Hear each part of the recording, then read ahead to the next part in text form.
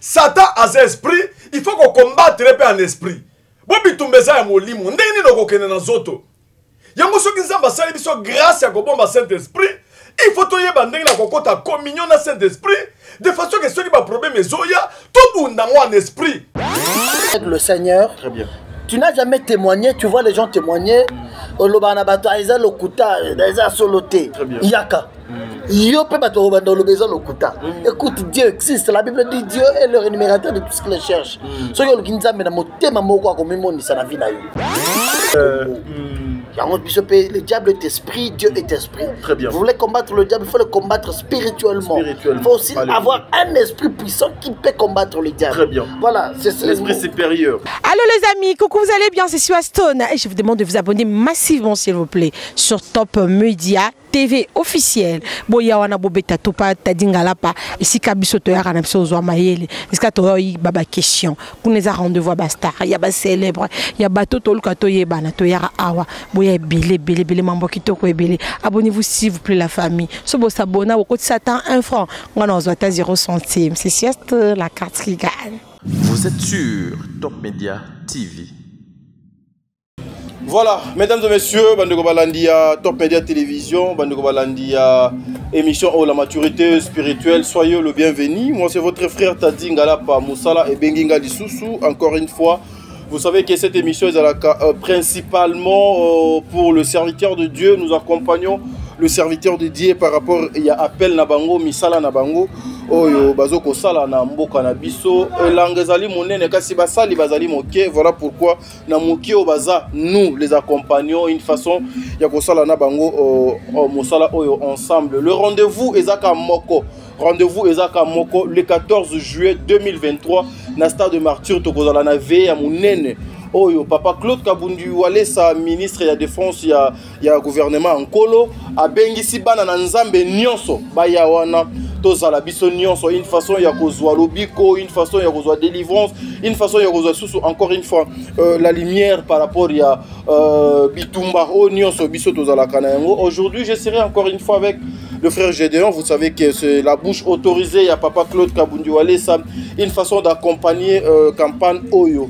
Il y a veillé monene et ko salema le 14 juillet na mboka ya stade de Martyr kuna mena ko senga na bana nyonso ya centre de réveil bino ba nyonso bolinga ka papa Claude Kabundu Walesa. Rendez-vous ezali kaka moko wana bino nyonso ezala osambela kana centre de réveil ezala osambela ka kuna te o nyonso abengami azali chrétien. Rendez-vous eza moko le 14 juillet na stade de Martyr papa Claude Kabundu Walesa akozala wana ensemble na église Mobimba yango na Sengito Zalawana. Voilà, avant de commencer cette émission, je dirais un grand merci na ba maman nyonso ba otala biso na ba papa nyonso ba otala biso maman Bijou Ketani obonga na papa Jean-Pascal Leka. Un grand merci à papa Jean-Pascal Leka, ba bon retour déjà na mboka na yo papa.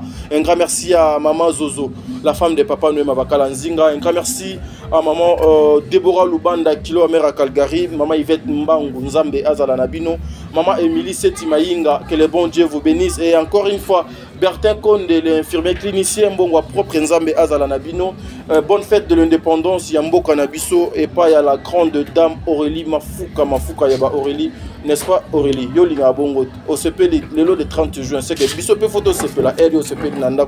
En tout cas Boyende Tokobanda émission Nabiso. Mais avant de commencer, avant de la vidéo frère Gédéon, vous savez, je fais la promotion à Nyonso. Je fais la promotion de papa Claude Kabundu Walesa na musala kitoko o nzambe azoko sala kati na ye. Maintenant osenga nan tozonga na nzela ya Regito soit filme oyo pe ezoko accompagner le serviteur de Dieu na kombo ya Psaume 68:7 oyo ezali un message important pour la nation congolaise, pour la famille, pour les parents, pour la bana. Suivons d'abord ça et puis on se retrouve tout justement après pour notre frère Gédéon dans l'émission au bout de la émission. Merci beaucoup Top Media Télévision. Après, pardon. Après 3 jours. Kasi nazo tambola pona yebi na tiki esika boyinga na banana ko bima bima so na sila lesi moi eloko na bongisi na bimi na tala ndenge nzamba ko sunga. Si yo le bina peso 3 jours. Oh là là, ce que on a tenu après 3 jours ce que tu as ndeni. Pour 3 jours c'est belé hein. Après tant on soba 3 jours wana et bébé c'est belé té. D'ailleurs déjà le quoi journée mon petit cas l'idée. Pour ça on est le temps étagné c'est qu'on a 2 journées. Et c'est belé té. Nzamba ko pouvoir.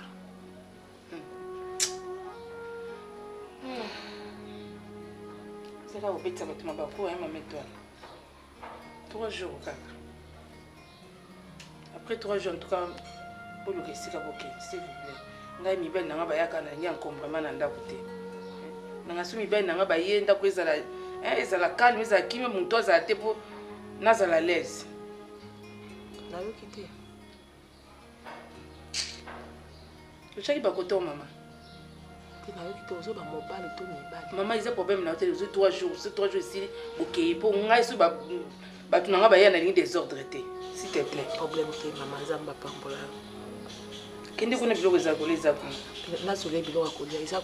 merci de retour sur ce plateau, mesdames et messieurs. Nakanisi Bobo Monique, décor échangé. Nazabongo avec le frère Gédéon. Alati, Teni Bena Moussala, Teni ya Moussala, Bling Bling, Elembo. Il y a Kibo Santu, Pembe, j'en suis sûr aussi, même Nakati Amote, ma papa Gédéon. IEP Azalio Pembe, une façon de faire cette émission. Mais comme d'habitude, Naouti Kocha Labino extrait à film. Vous avez vu, il y a notre maman, Maman Leandaya, na Maman Nanga. Maman Nanga étoile Bavio bazo kolaksa na ba télévision biso atocha biso ka juste ba extrait mais l'intégralité il faut aller suivre ça na Belle Vie télévision bana nyonso pe ya centre de réveil spirituel bozo ya Kinshasa wana pona veille ya les 14 restaurant malamu peneza la place okolia bio na ndenge pena kin Belle Vie azawana Belle Vie télévision ezawana pona lier Sabino na sur le plan spirituel a proposé bino ba thème aux ali vraiment trop spirituel. Frère Gédéon, un mot par rapport à un film maintenant non tu Bolanda avant de démarrer ma caméra biso. Non déjà le plus important dans le théâtre c'est compris sa message pour édifier bateau bazotala. Très bien. C'est ce qui est plus important. Comme je l'avais dit autrefois c'est un problème aussi de l'écriture. Belle Vie déjà dans la chaîne naïe comme ça moi volume voilà voter l'émission ouais donc d'histoire tu vas comprendre va tenir rigueur c'est ça je disais Belle Vie déjà dans mon écriture il y a bien moi théâtre écoute dans la chaîne naïe ça la bien tu vas là on a tala on peut makasio et bien tala on peut makasi ah oui c'est ça voilà na santé tout na côté hein pour tout le monde en bonne santé hein frère. Ouais on fait de très bien mais c'est pas facile. Ouais c'est pas facile parce que tu sors 7h tu rentres à 0h. C'est pas facile. C'est une campagne au stade des martyrs, ça nous prend du temps, on est obligé de le faire parce que c'est totalité on ça on va zater. Très bien. Frère Gédéon, il lobby et zalaki lokola lisano. Local solo mais le lot comme on la matérialisation il y a vision oyo il y a message oyo il y a papa Claude Kabundu wale ça o batu nyon se belé ba dongolo miso ba détracteur ba campagne mabe et salemaki mais aujourd'hui au moins enfin on a kanisi na top media bozo tshela biso r non solo lo boye bo tshilanga extra na ndenge biso tozala ki na stade de martyr une façon d'aller accompagner serviteur de Dieu papa Claude Kabundu wale ça lelo ezoko salema est-ce que ezana no facile ou ezala ki na no facile acceptation il y a demande il y a papa Claude Kabundu wale ça pour na stade de martyr. Ouais, l'acceptation ne dérangeait pas, c'était facile. Très bien. Seulement que à un moment, tu vois qui pena bitumba makasi. Okay. En fait, tu vois, c'était pas facile. Très bien. Qu'au stade, c'était très facile. Ok. Parce que c'est quand même c'est un homme de Dieu de ces pays, c'est dans son pays et puis l'objectif est d'évangéliser. Très bien. Tu vois, aux hommes bitumba, makambuzala qui non, balobi, tu changer date, francophonie et c'est une porte, il y a stade l'aider. Que ça va faire la stade déjà l'aider moyen les 14 juillet à la tête changer date c'était ça pasteur Lessa nous avait appelé nous ses proches collaborateurs pour nous dire que voilà ce qui s'est passé au stade benginga kanda bazo kanda tinga date on peut ça va monter tout ça à côté de la prière à Sambeli tu vas pas mais on a depuis un moment na moi silence moi de monsieur Kotaki parce qu'on s'est dit rien du tout c'était très difficile parce qu'on avait déjà annulé la date du 14. Très bien. Et par pasteur on laisse à côté de la prière comme c'est la campagne d'évangélisation ça pour Nzambe. Très bien. Nzambe kolo campagne à l'obité au monde batini sous bateau non pasteur on laisse à le dire qu'il ministre veut vous voir. Non il y a problème t'es ministre à sport. Aïe, non, pasteur, vraiment vous êtes serviteur de Dieu, même malgré tout, nous nous sommes dit, n'a pas francophonie que non. vous allez prendre le stade après la campagne Pasteur Walesa. La campagne aura bel et bien lieu le 14. Très bien. C'était pour nous un ouf de soulagement parce que Polo Salemaki déjà, Polo ils ont dans les 50 000 t-shirts de Salemaki. Casquette, Maputa, tout ça, ce qu'on a sur la date, il y a le 14. Qu'est-ce qu'on devrait faire? Gloire à Dieu parce que la date reste la même. Et puis, il y a un lié, il y a quelques jours, le pasteur Denis Chayag Nanda. Il y a un bureau, il y a un pasteur Alessa. Il était venu lui dire qu'il y a des choses. Moi, réunion, pasteur, Marabou Belé, il a été aussi là. Il y a que non, Walesa Té. Mais comment ça doit commenter à niveau? Il faut que le gars que Walesa Sali Bango Nini.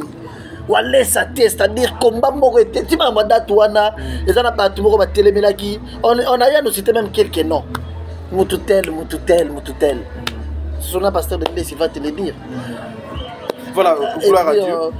Télémaki, lorsque, comme on a présidence, le chef de l'État le dit, mais c'est quoi?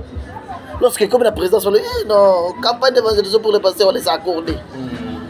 C'est-à-dire, moi, ma casse, nous bénissons Dieu parce que, enfin, la campagne aura bel et bien lié les 14, je pense dans 14 jours.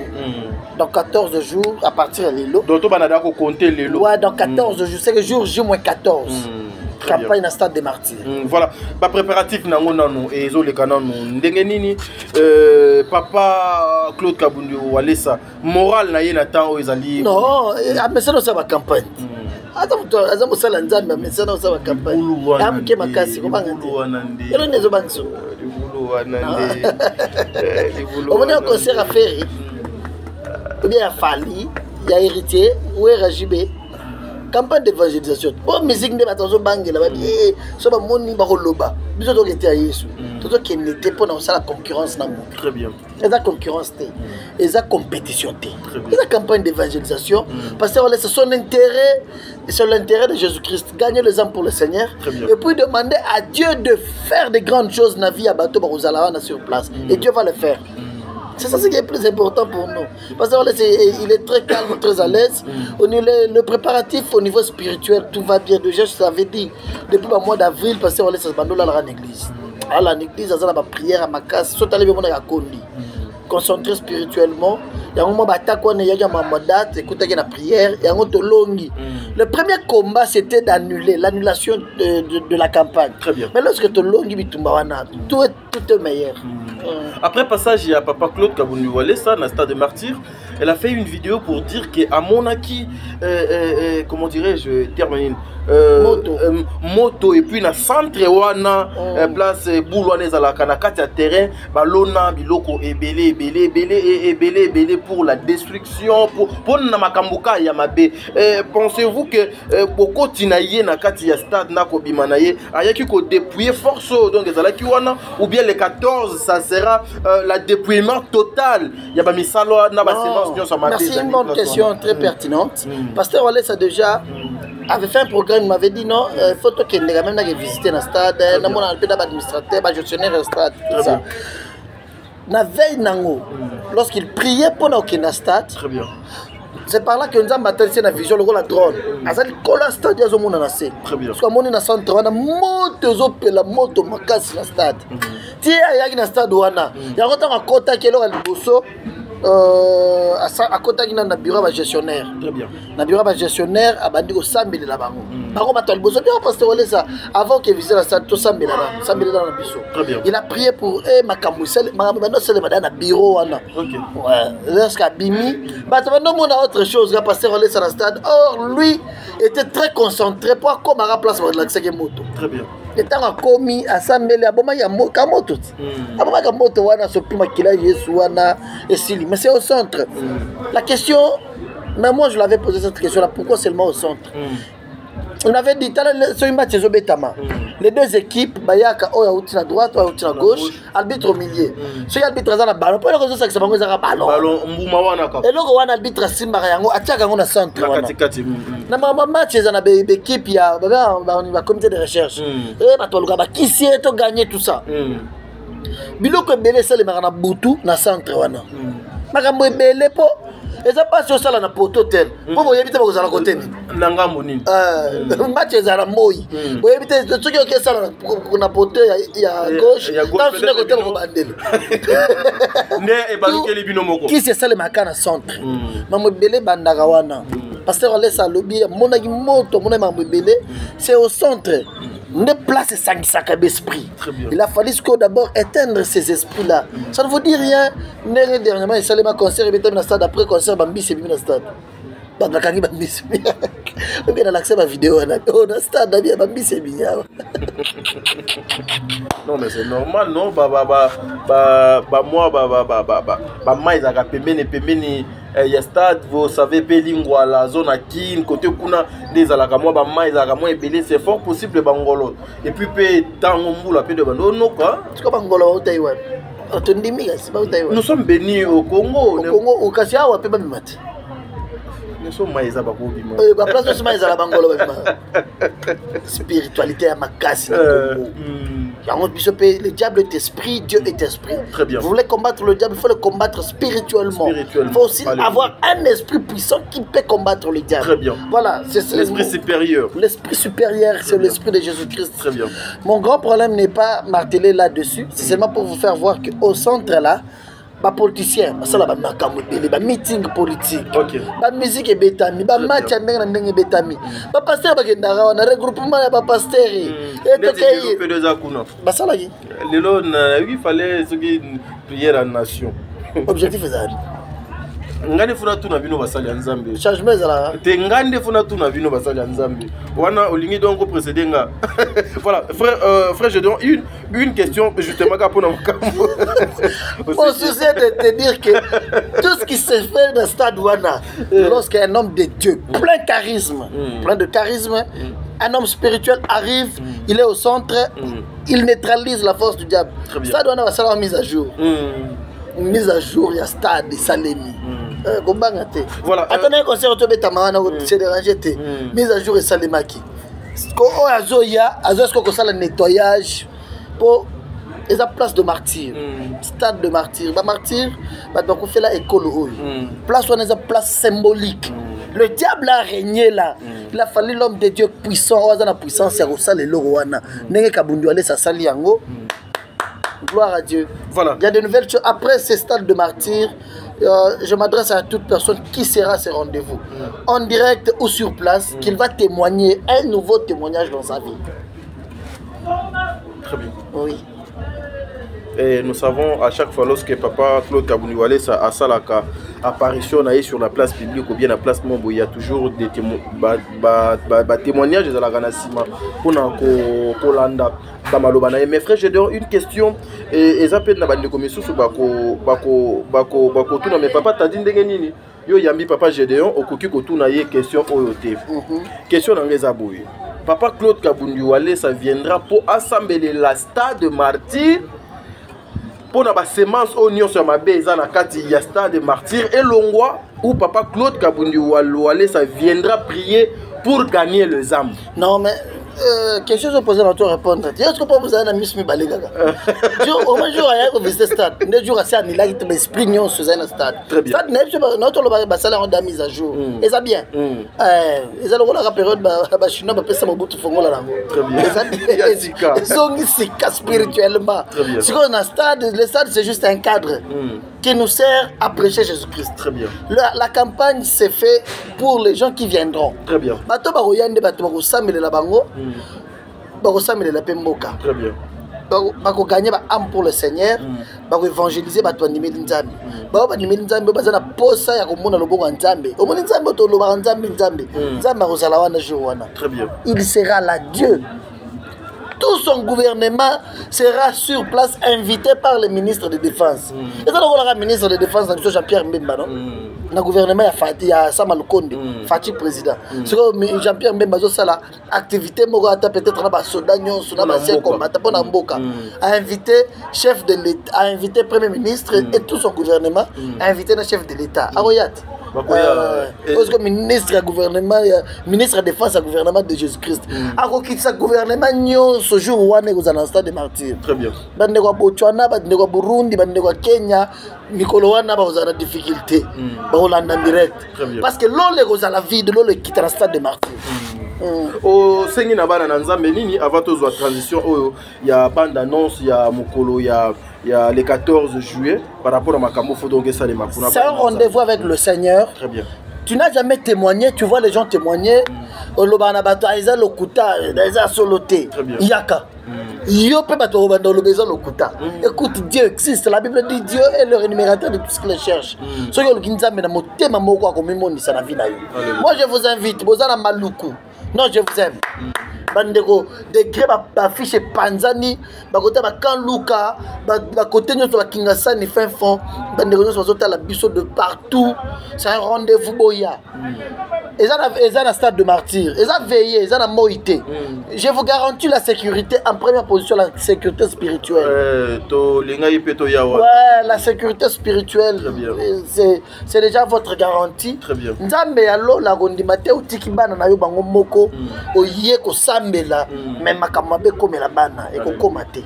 Nzambe o yalo la gondimate yo tiki ndaku na yo oye ko lala na malili po okutana na mabe na nzela te ozoma ondimate olongwe na yoga otiki et puis déjà je te dis la diaspora est en train de descendre net que Dieu vous bénisse. Nous vous invitons tous. Ah ba tirali na lingana senga pa bato bazo s'inquiéter pour la ba polo bande rebela diaspora bazo ya o ba zo ba polo sur place c'est bon bato tuninga ba question ce que biso ko to ko sala ba polo bo sala ba polo na bino boya nango. Ce n'est pas une condition. Est-ce que Ekozala des autres je vous dis identique lorsque notre thème est Jésus-Christ notre bannière de victoire. Mais visage oh yon ndenge. Boluka photo ya pasteur wale sanyo sozala nango n'importe quelle photo tiawana. Salisa polo na yo casquette na yo kitambala no yaka nango aéroport andi les akata ko yamba papa ndo mona bino bozo kitana ba drapeau na bino. Très bien. Outi États-Unis na drapeau na yo. Outi Londres, na drapeau na yo, outi Belgique, outi Kenya, outi Bujumbura, partout, Côte d'Ivoire. Outi Bandundu. Outi Bandundu drapeau comme outi. T'as raison, on a bateau aux autres, na bamboko ba drapeau même pas outi na Bandundu. Je vais arriver. Dans le livre de exemple, vous avez Djibouti. Il y a un drapeau à Djibouti. Il y a un drapeau. Djibouti, Azala a deux couleurs. Bandero bazana Djibouti, lorsque vous quittez, vous avez un drapeau à Djibouti. Mais ça, les polo, l'aéroport, vous avez une campagne à stade de martyrs. Très bien. Tala, ceux qui battent mon kili, ils ont ça là. Tous ceux qui ont la télévision, concert de choses à vie, et puis papa, il partout. Pour nous y bina, pour nous mettre la masanga. Mais biso bananzambi. Pour la distraction. Pour la distraction, comme ça la kindumba. Par exemple, moyen, bateau balingana na réseaux sociaux. Azana l'idée. Et pour nous maintenant enfants de Dieu, les enfants de Dieu, c'est un moment de la prière. Je vous invite tous. Là je m'adresse à la bande de diaspora. Très bien. Comment on polo? Salisa polo kaka ya mboka yoza. Très bien. Tia photo nyo sur linga. Comment mboka na zo comment kombo na yo. Obe tata dinga la par rendez-vous na stade de martyr. Comment bongo. Tia photo na yo, tia photo pasteur olesa, pasteur na yo zalan drapeau na aéroport wana njili. Na ba konja aéroport ba na ke wa activité mo ko sele na mboka le 14 juillet. Batubaya et belé na stade, c'est pour le 14. Je vous invite tous, que Dieu vous bénisse. Lobi to na bureau na pasteur olesa d'ailleurs on devrait se voir au monde na zo qui temps belé. Une forte délégation à Batouta qui poto, qui passe à Bano Yambabango na bureau. Bazana Katakoya. Ils viennent pour un objectif noble. Très bien. De passer une nuit. Na Bouto Batunsu. Mutuso est eh papa me pone mo raisonner qui bien te na bout na ne langa boy na botia Boutou. Na mali wana. C'est ne langa ba batala na matanga te. Toto lala. Kutu bazokende. Na ba boîte. Na boîte. Musique on a tiré tomber la biso bazo beta makaka mais est-ce quoi comme plus forte raison na présence en ça na ba concert au beta na stade wana et beta na butut ne langa pe kaka ne langa net période wengeza na butut 23h mo boy ba 0 ba kota soki 23h soki minuit ba ngoma ba leader ba tozala wana ba 12h ba tusu ba kenda so na 10h sur 15h na mne pona mama mokili watu bakenda kabongo Malili, je vous invite tous les enfants de Dieu, toute personne qui veut voir la main de Dieu dans sa vie. C'est un rendez-vous sacré. Un rendez-vous sacré. On va congé la misala, papa. Et aussi, j'ajoute, c'est pour ton intérêt, c'est pour ton Dieu bien. sera au rendez-vous. Ah oui. Le Dieu de Kabundi Walesa. Obiso ton dimela. Nzamba biso to mona se kusi batu tala neti mwana wana muke. Babeti mwana muke kisi mwana muke bakote libanga na. Mwana donga no le la hernion soko. Mwana muke un mois ayidelo wanani. Baye na mwana liboso to bondeli pona mwana eloko kokamwa ezake na kati ya délivrance na kati ya kosambela toye komona ke papa ya mwana oyo moninga na ye ya mobali bamelaka ne masanga amonika baboti mwana kitoko kaka ndi mwana yoki motema mabe botala na niveau ya motema mabe abeti ake kozwa libanga ya cimetière spirituellement aye kotia mwana na kati ya panzi nde mwana zolela mwana vimbi deja kotona kingo donc okotala mwana deux fois te bazolala te butu moi mwana zolela. Jésus-Christ a dit femme samaritaine, Dieu est esprit, il faut l'adorer aussi en esprit. Nga pe nazo bakisa pona kolobake Satan as esprit, il faut qu'on combatte en esprit. Bobi tumbeza ya molimo ndeni no kokene na zoto. Yango soki nzamba sali biso grâce ya kobomba Saint-Esprit, il faut toyeba ndenge na kokota communion na Saint-Esprit de façon que soki ba problème ezoya to bunda mo en esprit. Pour Satan zo bundisa mingi biso pour to bungisa Saint-Esprit, to longola communion, to za na kati ya crise ya communion na Saint-Esprit. Et Jésus lui-même y a mon commandant kolobake na Matthieu 11 alobi, venez vous tous qui êtes fatigués et chargés, je vous donnerai du repos. Azak na assurance. Et tant que Jésus azolo bande mwana, boko ya kokuta Jésus te. Boko kuta basali o ya tindi. Basali o ya tindi wana, nde bakozala na assurance akopesa repos. Sali kindumba innocent. mais à quel hôpital ba docteur ba l'hôpital zo mona malade té to sala ni ba ene église parce que ça tient le boko ba sambeli pain et le on pas qui to fine bimi libange bimi moi na bika yo ki bien. Je vous invite tous à ce grand rendez-vous. Ne manquez pas le 14 juillet au stade des Martyrs. Très bien. Kasa dans les amouké. Yasika nini o e kozala wana papa Gédéon poto mona ba maman Marie Misamwa ba beta stade wana etonda ba rockman ba papa na biso Denile Sikutu et comment lokola simandaku ya sika particularité ya VO et kozala le 14 et kozala nini bana na nzambe bazela nini particularité c'est que bazote Jésus-Christ pur sans mélange, la parole de Dieu pure sans mélange. Yesu ye moram doté ya mawana. Et en plus de cela, biso tozo la campagne de compétition ya koton di sa stade té. Très bien. Na lo barango chaque fois. Tala. Tozo la na esengo ya koloba ke nzamba pesa biso mosana ya kabundu alesa. Église na biso na yo ya kawanati. Tozo en place ya otia batuté. Tozo la da ibele. Ti libanda. Tozo ce qu'on a 42 paroisses na Kinshasa. Oh, nous ça la plein. C'est pas important. Biso to na posa ya bato bandimeli nzambe te bandimela nzambe. Bato ba ya ko la parole de Dieu. Cette fois-ci j'invite aussi les gens de toutes les églises. Oya. Onga nazana liloba to liaka musunité problème te yo yaka kaka. E ngai nazana nini Arche no ende pas donner sinon yaka. Et pas papa Soni nazana Bethel, naza boye na pas pasteur Marcelo. Yaka. Ozo ça. Pasteur Moukou na pas comme média politicien. Bango pe ba yaka. Boya. Ce que problème de ça boye. Tozo benga binoté pour botika la bandimi na biso. Mais bon profiter de la grâce nzamba sala le pasteur Walesa. Il a une grâce particulière. Il y en a maboko ne bato kufa bazo c'est quoi. On retrouve là où il y a l'esprit de Dieu par divers témoignages. Très bien. OK? Au moins la yango. Témoignage chaque fois. Ce que nzamba za place wana. Na bota kate na boti. E ngai naza na mbongo te na zui. E ngai bana na nga basali. Eh, musala. E ngai naza boye bakanga ngai. Ba témoignage chaque jour. Très bien. Ça prouve que place wana nzamba za. Très bien. Boya kaka. Pour profiter de la grâce wana na cette nuit là. Parce que wala sa sambela. Oza na église osali 8 papa mobimba otuli kaka ozozwa. Ozokoka kobala te. Oza na église osali 9 ans. Mama tuli libala ezate. Ay pas batumfuna na Kinshasa maka musu to mona na Kinshasa.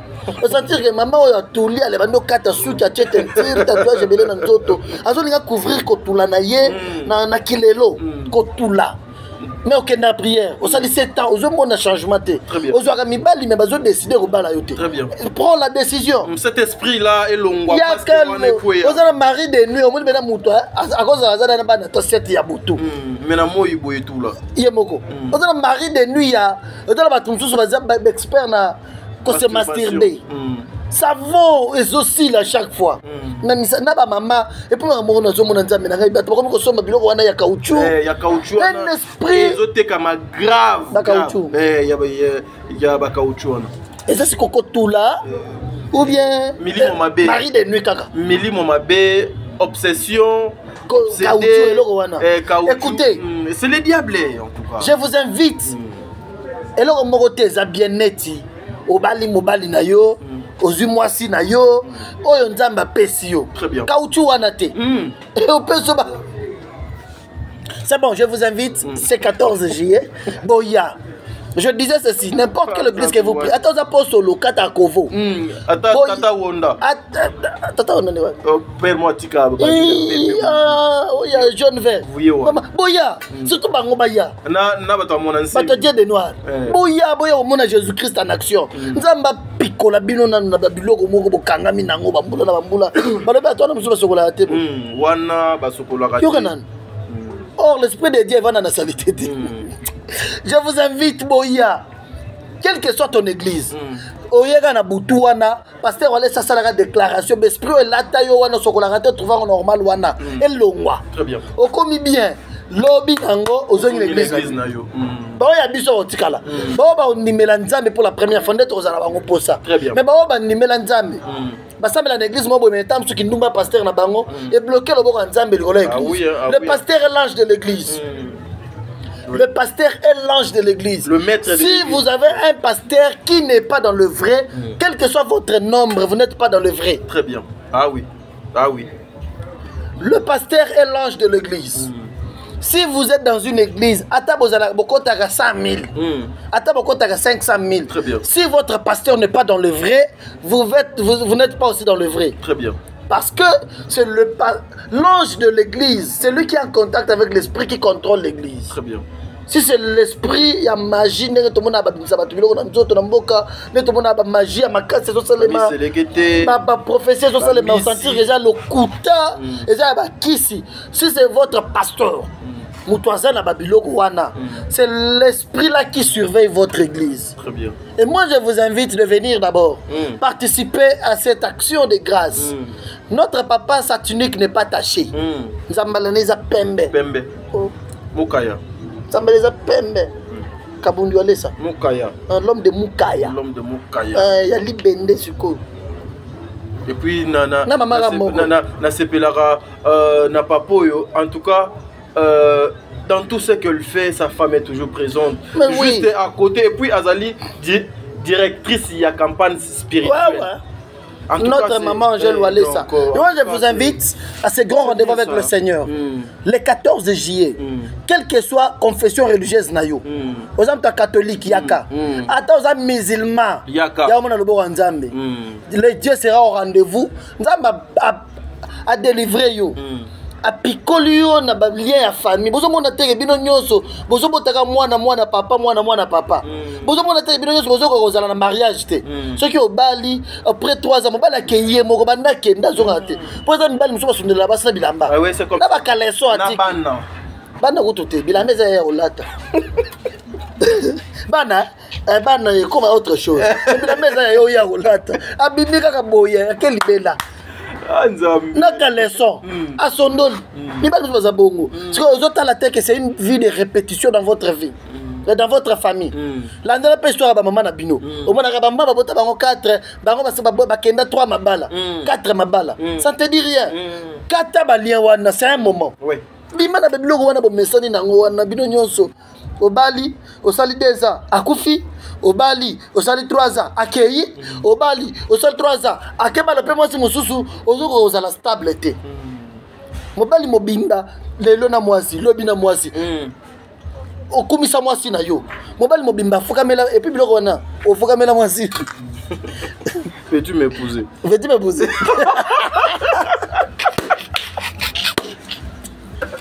vêti me poser. Bon mal mobimba sali ba vêti me poser 5 fois la vie. Au salaire vêti me poser. Andimi bimi nané otikie. Ozi mosus vêti me poser. Bouloger kangi yo mono kangi lo. Bouloger kangi yo. Yo moni ke na influenceur. Et ba moni ngai ya longa wa na TikTok ba ko lobela. Ke l'esprit couvrir démoniaque. Boya ko participer dans un moment de prière. Le 14 juillet. C'est une occasion pour tout le monde en tout cas. Aux musiciens, au bimisar album et ça la succès. Ko ke mona banganga te. Yaka. Très bien. Na le musicien tout. Il y a musique, il y a gospel. Non, il y a musique ko atamaja. Oh mususu wana. Mokili na nzambe. Yoso et ça les magana. Boya. Mais tu ko bakabola. Musique à Mokili, la musique Yanzam. Aux journalistes, ça la bémission qui n'a pas sauté. Yaka. Tika na yo bana mibale belé bako mba pédé na ba TV oyo.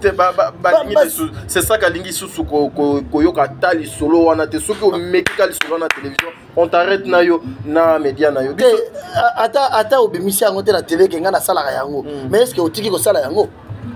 Pour biso tozolo ben esprit wana ka yo mwana mobali mobimba mwana mwasi mobimba lesbienne via ozobimba na ba mama lokola yo batonso nzambi wakabunjwa lesa makambo salama sabi wakabunjwa lesa et puis au moins ado mutu to leki na télévision azo défendre yango. C'est-à-dire Dieu nous accorde la chance par cette occasion. C'est un moyen. Il a placé devant nous son serviteur Claude Kabundualesa. Le 14 juillet, il y a 14 témoignages à PD belé. Banimela nzambe lelo babali bakomina bana. Très bien. Tozana bango église na biso tozana bango. Tozana ba journaliste bela ba internet oyo. Ba mso ba kati yango basala ngo soute ba lesbienne. Bazana église na biso. Aïe, elle vous dit papa j'ai des hormones wana tobima na ye. Wana délivrance azolo ba makambo belé. Na repentance na ye. Abina bima na mututel. Na mosusu ko ndima te ka sala yango. So taliye ka boye mo. Calme maman français belé na lingala la ta lunette. Zoka mokonzi ya biloko wana. Molimo wana esi baka ya biloko wana. Yaya. Yaka to lukanzambe pardon. Baninga na mususu bazalaka lokola yo lelo nzamba kangoli bango bakomi pe na ba foyer babandi ko bota bana yo yebi mwana na biso moko uta Allemagne.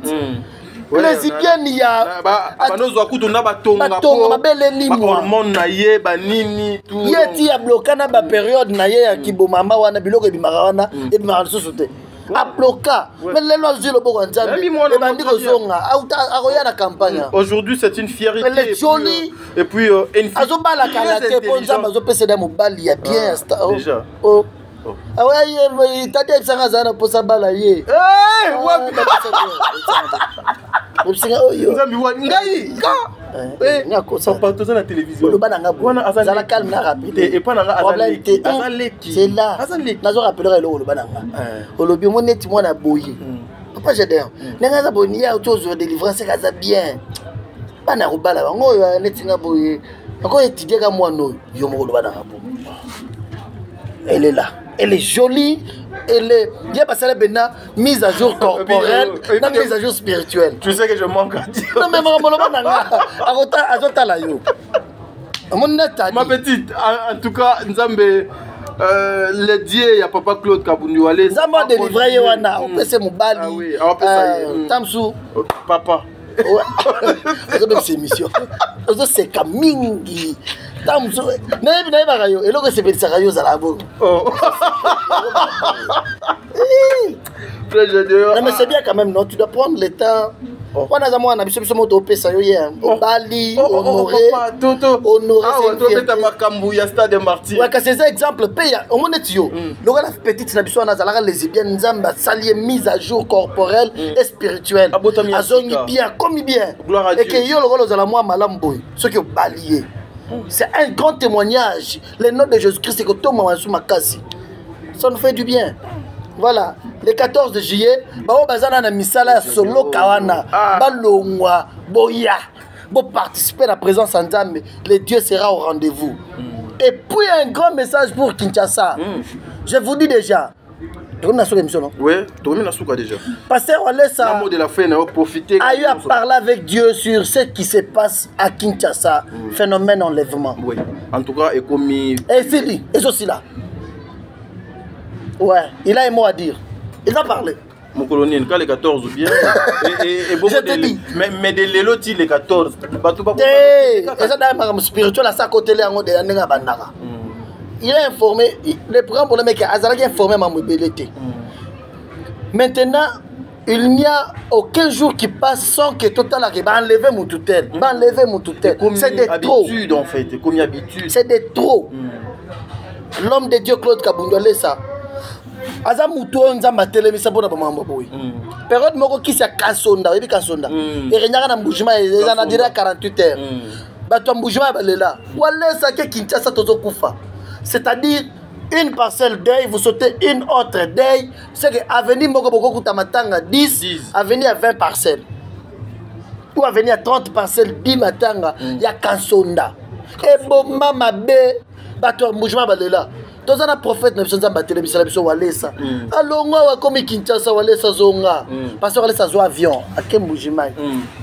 Parce que Walesa Zo avion, à Kembujimai. À comme il a une chaîne sur la télévision, a une retransmission en direct sur toutes les chaînes. J'ai un message. Nganga Nyoso. Ngaza posa bato bazo beta o bazo ke lukanganga pona ko batute. Ngaza posa mukolo biloko producteur. C'est toi qui produit les fétiches. Bon. Exemple, tu as dit au Longawa, au Yomona Nganga. Oye Nganga, Nazana Posana Beta frère Gédéon, Kiss. Pour la monter ma benayo. C'est-à-dire, entre Tadi, Oya Yini frère Gédéon. Entre Tadi et frère Gédéon, Moutoumora dans la catégorie. Dans facilité pour atteindre un gars. Très bien. Si vous passez à la posa, Moutou, je monte ma belle au Bomangate.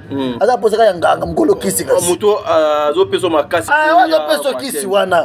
Nda sala bongo ataka, bato yimi na mbujimai. Olamki na tongo na 6 heures, bato aboka bakisi nzela. Bato aboka bakisi. Bakisi ebo, etambola, bato apesa bakisi banimela nzambe. Tile lo kissi wane sila. Sonda sila. Mais ezaka mabeka sonda mais il y a avantage aux asukona basala nzambe lo pasteur on les kataka yango tala quand lever bato eleki de trop. Oui, c'est des pasteur on les appelle biso rendez-vous alobi avant le 14 il va parler tozanayo Tito ça la campagne à Stade des Martyrs, il y a des choses qui vont se faire dans cette ville de Kinshasa. Bato bango ba wanda oya komi bimisete biso ba pesa biso na motutel ke to pesa barin e biso basala biso boye to lingi lisusu te po nzamba ko bomba nzamba ko tia bato diarrhea vous enlever moto bando sa diarrhée. Voilà. Le 14 juillet au Stade des Martyrs, c'est un grand rendez-vous. Ils ont veillé. Je pense que tous allons à Triomphal, c'était une veillée, bato bando ya na 7 heures. La triomphale. Et puis triomphale coûte donc les publics. Ouais, parce que bando lo bato bando la place. Les bato bando lo bato zo yekende avant poto wele la kiti. Place à Rwanda. Ah toi na martyr.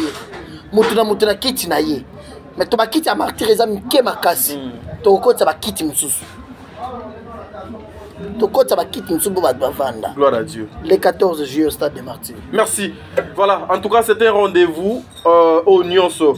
Azui message oh yona bisika ezwame bino, c'est pour les enfants de Dieu. Yo pe ozali mwana na nzambe te, yo qui doutais encore, toi qui avais encore des difficultés, le noir dans ta vie, dans ta famille, dans tout ce que tu fais, même à ta relation na yo, même à ta musala no, même à ta foyer na yo. En tout cas, c'est un rendez-vous au bana na nzambe nyonso baya ebele.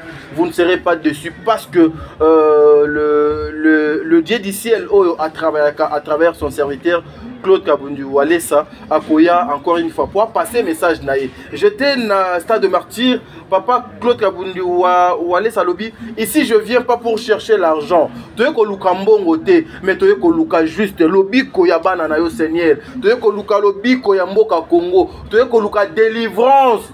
Yamboka oyo. Pourquoi Mboko basali bazé belé, mais pourquoi ba Ecclesia Isali est belé, mais cet pays nous continuons toujours na katina souffrance. Voilà pourquoi nous vous appelons le 14 juillet Boyawana avec papa Claude Kabundu Walesa, vous ne serez pas déçus. Voilà, le Veko Lekalelo. Merci beaucoup.